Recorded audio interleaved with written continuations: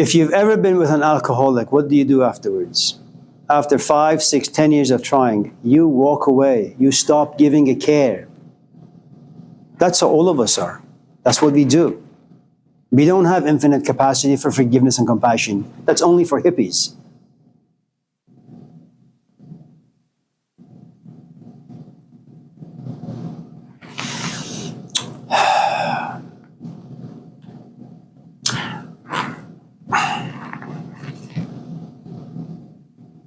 If you have a toothache that's hitting the nerve, there is no way you can distract yourself. It robs you of sleep, of food, of friendship, of fun.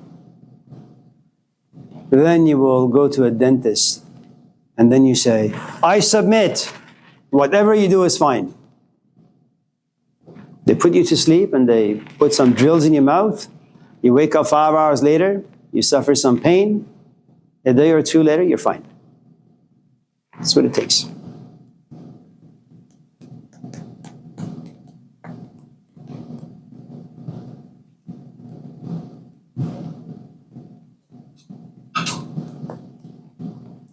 They have this saying about marriage.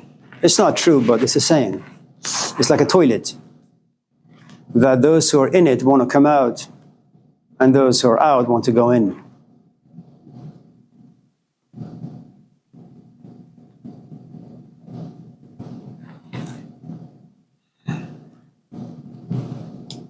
Any other questions today?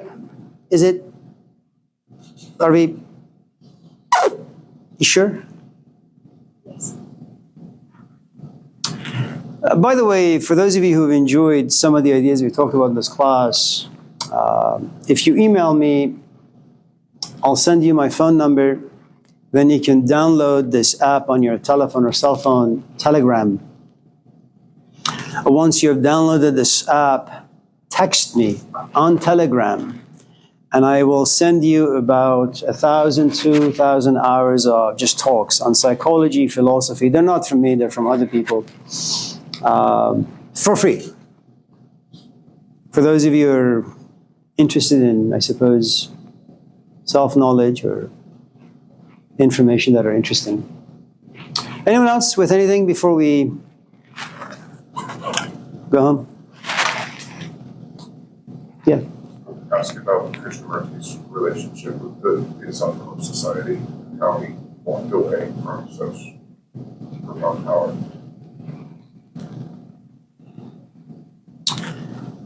You guys know about Krishnamurti? Have you heard of him?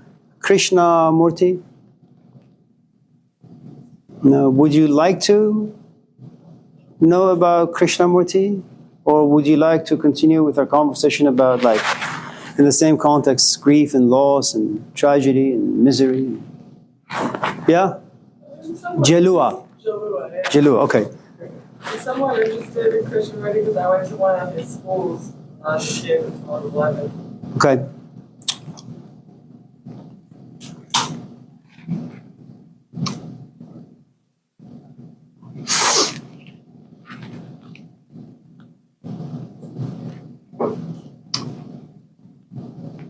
I had a student 25 years ago. His name was Dash, I think. He always wore black, always. Well,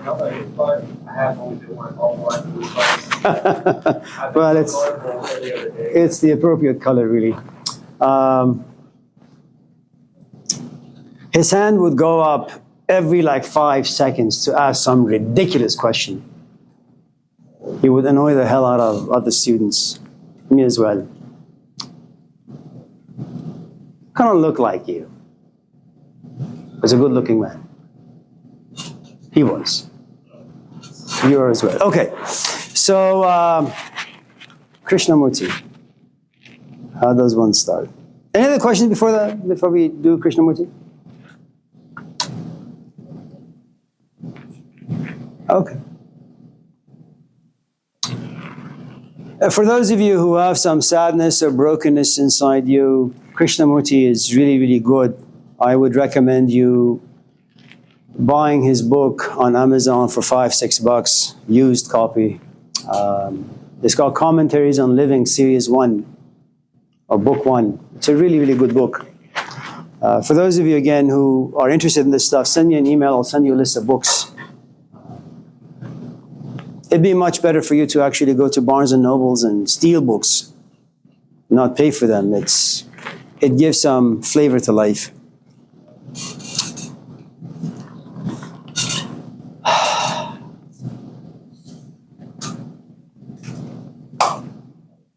Oh, that's right. This is an ethics class, right? How you should conduct yourself. Stealing is not good. Unless it's done for the right reasons. Okay.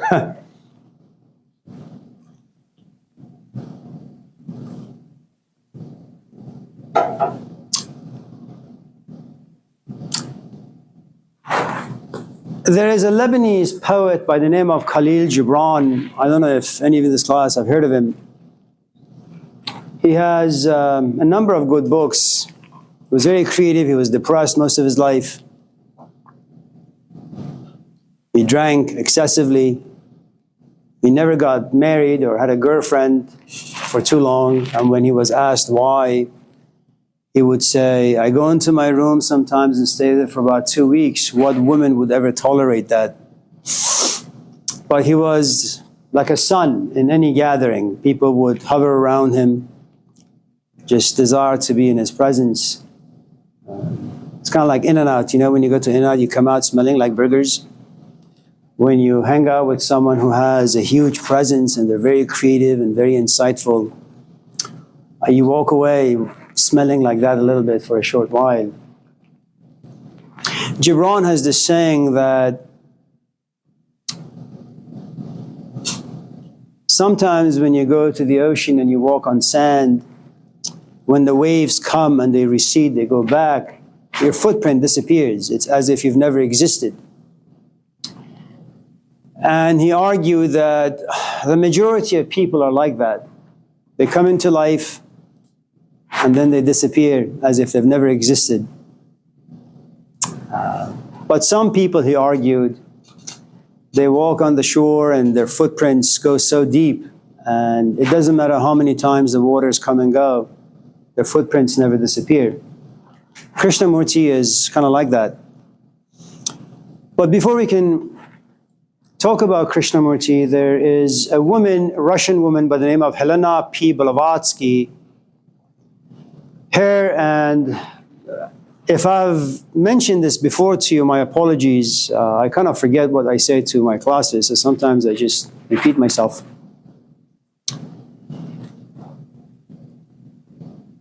So at a certain point, Blavatsky and a man named Henry Alcott come together and they say, we have reached the Kali Yoga of our age.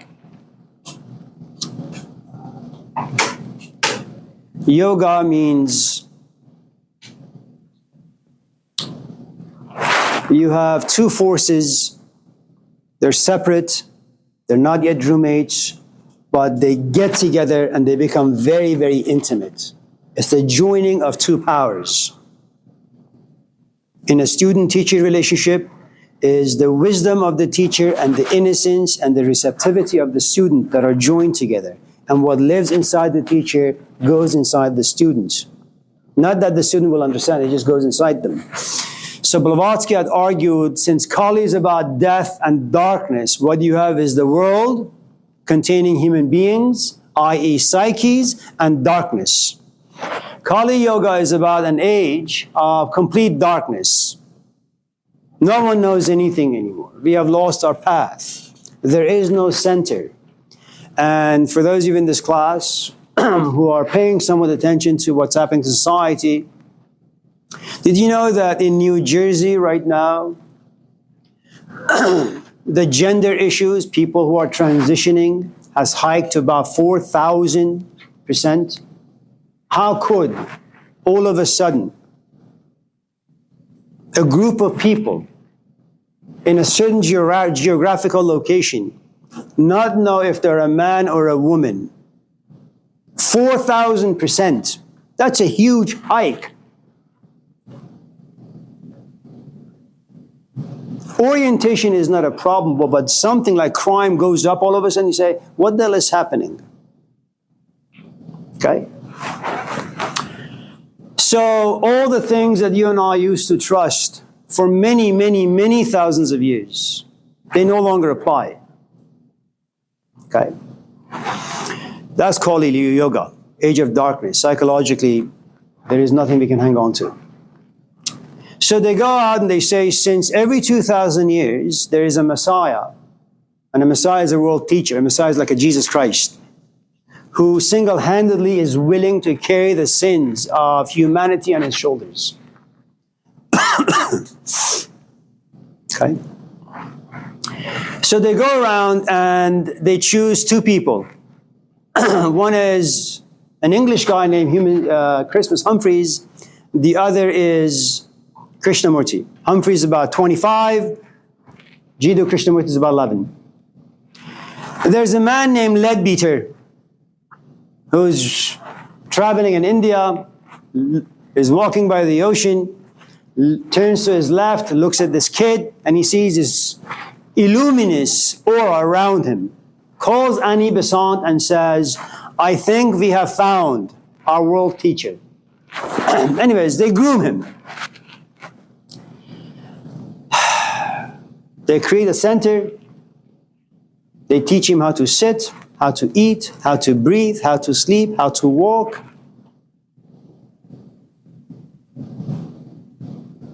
And he has some experiences. At a certain point in his life, I think in his late, maybe 30s or early 30s or maybe late 20s, he comes out and says, and a center was created for him, it's called Order of the Stars. He comes out and says, truth is a living organism. Jesus had the truth within him. Once he dies, the truth goes away. Organized religion is not a living tradition. It's old, it's dead.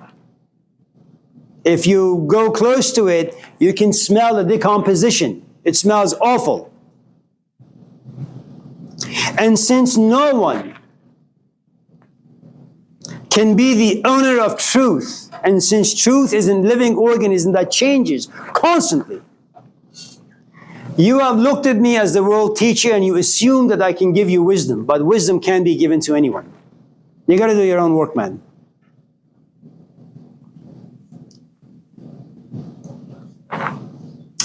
So he left the organization altogether and he said, I don't really care if anybody follows me.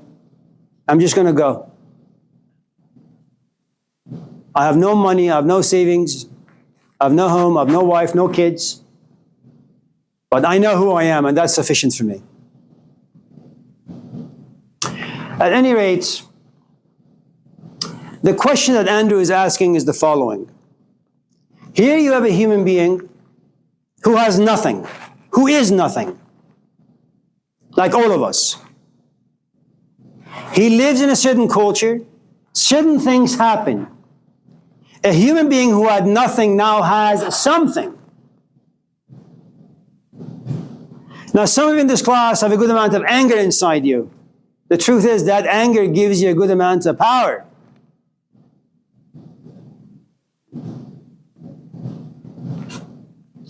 Your dad calls you and you say, F off. That's power. I say something. You raise your hand and you say, shut up. That's power. A customer comes your way. You tell the customer to buzz off. That's power.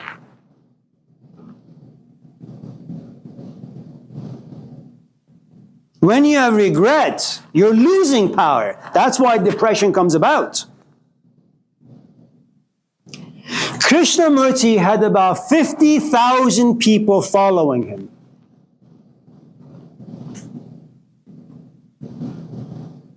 Let me rephrase that a little bit, because I don't really think you grasp the enormity of this. Do you know what happens to you when 50,000 people begin to worship you? They don't read the Bible. They come to you. They don't talk to their parents for advice. They talk to you. You are this living fountain of youth, and everybody comes to you. That's a tremendous amount of power to be had by anyone.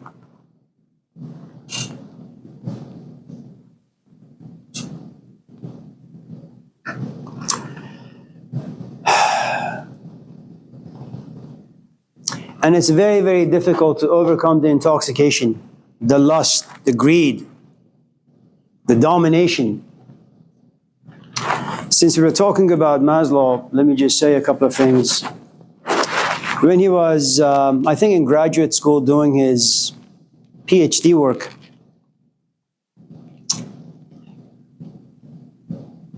he became very interested in the concept and the reality of sex and how it's related to dominance. And so he studied monkeys.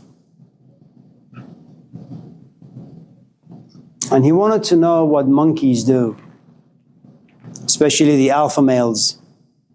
How do they express their dominance, their aggression, their power? And how is sex used as an expression of dominance?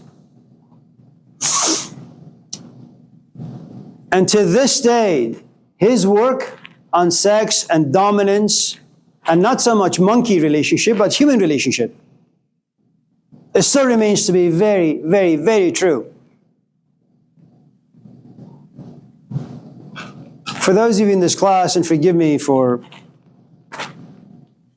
doing this footnote, but for those of you in this class who have ever experienced human physical intimacy, i.e. sex, surely you must have experienced moments of aggression and domination where it's all about hurt and the desire to hear someone scream.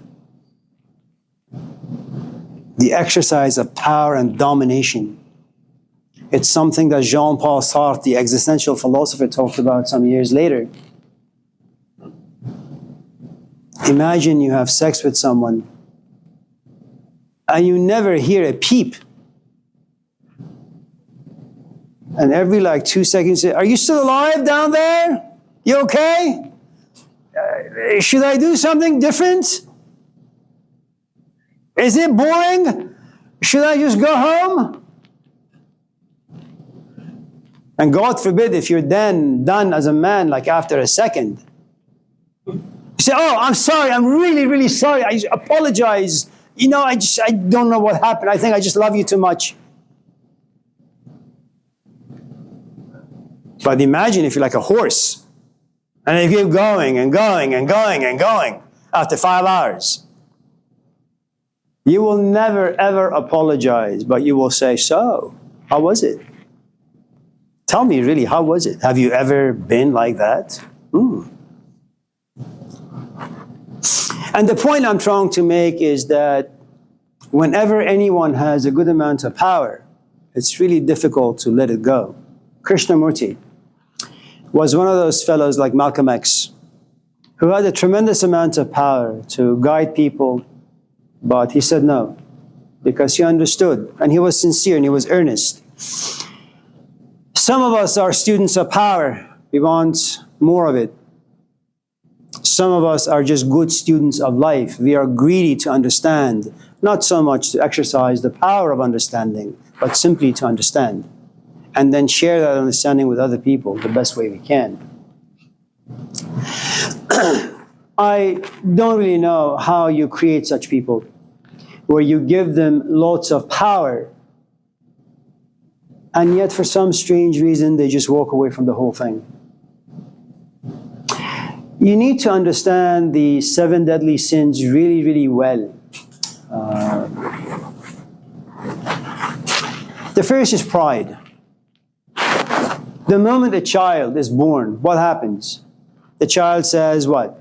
Oh, Mom, you've been pregnant for 6 months. This labor was really tough. I'm just going to give you a break for a couple days. No, screams. The moment it comes out. I have needs, man. It may be I'm only a second old, but I have needs. Milk, now. And then the kid poops after like 5 seconds, then cries. It's all about you from the moment you're born. And then there comes a point you say, man, this is really, really fun. Every time I cry, my mom and my dad, they run to me. You know what? I'm just going to cry for the rest of my life. And now that you're old enough where you can walk away from your parents, you do something even more better. You take a class, instructor says something, you don't like it, you write a letter. You have found yourself another mommy or daddy. God damn it, resolve your own issues. What's wrong with you? No, that's not the way we function. Then you remember whenever you have pride, there is something about you that says, I like myself. I mean, you may be a scumbag. But pride elevates your value as a human being. And then you're greedy. You want more of it.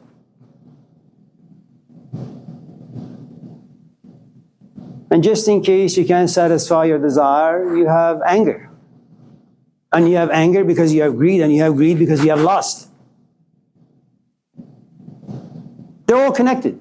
Here, Krishnamurti, like Malcolm X, like Gandhi, they were all able to overcome all those pathetic human tendencies. How? I don't really know. I have a neighbor who walks with his wife every single day. He's just positive. He's like my father. You know, my father had a stroke. He said, Dad, so how you doing? Oh, you know what? It's never been better. I feel great. Can you say like I was in pain? No, it was good. And it's not like you can go to a therapist office and say, I want to be like that. Can you make me like that? No, some people's temperament, they're just able to overcome some things. How, why, who the hell knows? And some people, temperamentally speaking, they're like, what do you call it? The things that, it's like mud, sandquake, quicksand. Yeah, you know, they're just made in a way where whenever they're hurt, it just goes inside their soul and they never recover from it. They're like pain suckers. They love pain. Now, the nice thing about Krishnamurti is that there is no God in his philosophy. There is no soul in his philosophy. All he says is pay attention to the way you think. Pay attention to the way thoughts are formed. Pay attention to belief systems. Pay attention to biases, prejudices. Most of the emotions that you and I have, you can trace them back to thoughts. He doesn't talk like, childhood stuff. That's stupid. He doesn't talk about any of that. He says, I don't care what your father did. I don't care what your ex-boyfriend did. You are a thinking, rational human being. Sit somewhere, pay attention to the play of your imagination. And if you pay attention really, really well, he calls it choiceless awareness, that you simply pay attention like a cat. You stand still and just look at it. No conclusion, no judgment, you just pay attention. You take notes. And you don't allow your feelings to come up. You just take notes. And it's a really, really tough thing to do. And I think he was, in some ways, he was very unkind because he assumed that people can actually do that. And they can't. The other thing that I think is so unfair about Krishnamurti is that his form of enlightenment, him coming to understand certain things about life, happened very, very, very, very, very quickly. I mean, he had his bouts with depression, with loneliness and all that stuff. But it wasn't like the Buddha, he had to go to the forest, get rid of his parents, get rid of his wife, get rid of his kids, go into a forest for about 10 years. He didn't do any of that. And so his argument is, if you do as I say, just sit back and focus on the way your, network of thinking works, you can get to where I am. And that's not true. You can't. And Krishnamurti also argued that you don't need a teacher. That's also a stupid thing for him to say. Thinking is an art. It's like piano. You need a teacher who can guide you. So in as much as there are lots of good things about his philosophy, there are some drawbacks as well. Anyone else? Wolf?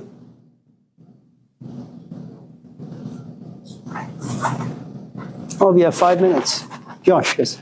Well, if most people want power and the only opportunity, our only hope is to have a good teacher, and teachers generally attract multiple students, right? And then wouldn't that create the desire, increase that desire for power in that teacher? So you have, it's a great question. When my daughter wanted to, well, when we wanted her to learn the piano, it's not like my daughter says, I want piano. We forced her. We called this woman in Berkeley, she's Persian, she was about 52. And we said, and she charged about like $250 an hour. We didn't know this at the time. I thought that because I'm Persian and she's Persian, you know, I can just give her a bag of coffee and we call it, you know. But no. And we say, listen, we've heard some really good things about you. And could you teach our daughter? The first thing she asks is, how old is she? 6 months old. I'm just kidding, but 5. She says, Mr. Sabzavari, I can't do it. We'll pay you $300. I'm not going to do it. Why? At an age, she said, I don't have the capacity for the tantrums of 5-year-olds. I can't start with the alphabets. I want someone who's advanced. I'm 52. I no longer have the agility of a young person. I want my time to be meaningful. I want the rest of my days sitting by the piano to be meaningful. I don't want to do 5-year-olds. And because I'm in the business of teaching and learning all that stuff, I kind of listened to what she was saying and I was amazed. I was inspired. I said, this is a woman who is not guided by money and power. She knows who she is. She knows what stage in life she's at. Money is unimportant to her. If I were to tell her, I have 50 kids, I'll give you 500 for each, she'd probably say no to all of them. She wants the music to touch her soul, if there is one inside us. So if you are a young teacher, like 20, the one we have now, 25, she works with anyone. She's like a prostitute. And that's what happens when you're young. You will date anyone who is a little attractive. You don't care about your time because you don't really understand it. You don't care about your youth because you don't really understand it. You don't care about the energy that's given to you when you're young because you don't really understand it. And because you don't understand any of them, you have the power to waste them, and you do. When you become somewhat good at your craft, it may be that you have an audience of 1,000 people, but of 1,000, you have 1 student, maybe 2 if you're lucky. To kind of highlight this a little, Socrates. I know some in this class don't know who he is, and you don't really need to know. Generically speaking, a Greek philosopher. He was some douchebag, but some women paid him attention. And she said to him, Socrates, you're a young kid. I have things to teach you, and it seems like you're at the right place to learn. Socrates said, what? What is it? Love. I'm only going to teach you love. Love is like Costco. If you have love, you have everything. But if you ain't got love, it doesn't matter if you're an encyclopedia of knowledge. That knowledge is always going to remain dead. If you have love, you'll bring everything to life. If you don't have love, you will kill and destroy everything. Socrates lived to his 70s. And every morning his task was really quite simple. I'm going to go out, tell my wife I'm going to buy like a gallon of milk, a task that should take no more than 5 minutes. But for Socrates, it would take 5, 10 hours. And when he would go home, his wife would say, where you been, man? Yeah, you know, I went to Safeway underwear. I ran into Claire and she asked me ABCD, and then I got consumed by the conversation. Then I ran into Wolf and she said ABCD, and that's what he did. Out of maybe 50 years of having conversations with people, there was only one student that he had, Plato. And that should kind of make you ponder a little. How could a man go out there, talk for 50 years, but only have one student? It doesn't sound fair. How could Jesus, with all of his wisdom, walk around, talk all this much, and eventually say, I'm out, this is it for me? How could Lao Tzu, with all of his wisdom, eventually say, I don't like my people, I'm getting out of China? If you've seen that, I think episode 8 of Boondocks, it's when Martin Luther King Jr. comes back. You know, he's got a big belly, he's bald, and they've invited him and he's about to give a talk. And just as he's about to approach the podium, the person says, no, it's not your turn yet. Let Rihanna go first, and then Beyonce, and then Snoop Dogg, and then MC Hammer, and then Eminem. So, okay. And then when everybody's almost like dead, tired and high and all that stuff, the woman says to, Martin, it's your turn now. He's there before the podium. He's about to give this beautiful talk to his people. No one's listening. Everybody's high and dancing, and eventually says, fuck it, I'm moving to Canada. How is that possible? Well, yeah. It's not very difficult to find followers. Every mass movement starts with an idea presented by some human being, charismatic, magnetic enough, and the rest will follow. After a month or 2 or 3 or 5, maybe a year, once the flame dies down, everything disappears. There are a couple of things that I think, and we'll go home after this.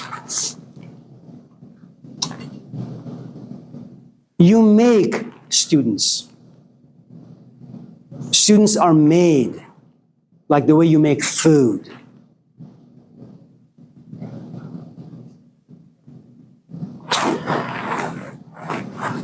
And we'll talk about that perhaps next time we meet, but let me end the class with this beautiful poem by a man you've never heard in your life.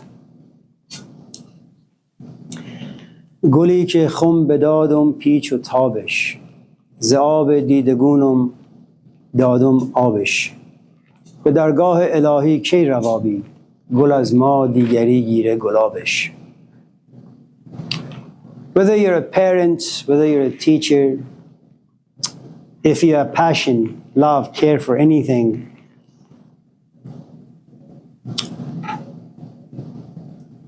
when you take your kids to school in the morning, you worry about their future. That's a lot of pain to carry. You worry about the society in which they live. You also worry about your own life. That's too much for a single human being to carry. So every time you put your kid in the car and take him to school, you shed tears, but he doesn't see it.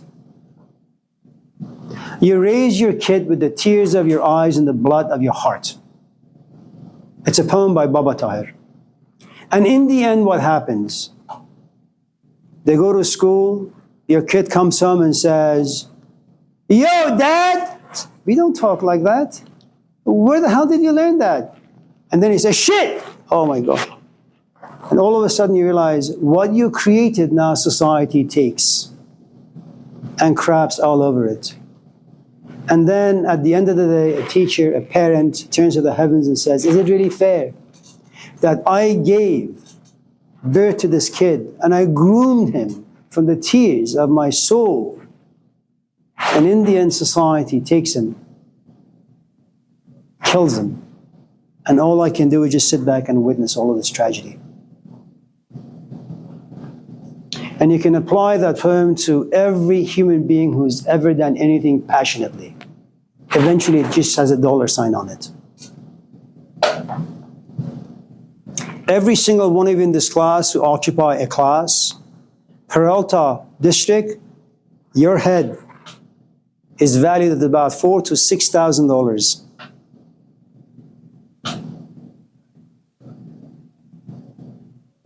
The chancellor makes about $400,000. His rent is paid, his car is paid, his food is paid for, in addition to the $400,000.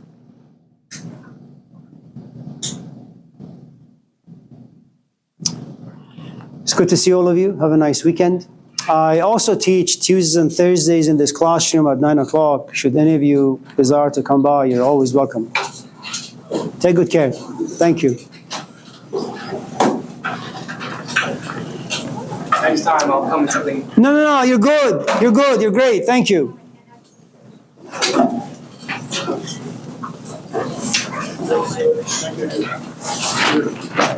Assalamu alaikum. Yeah.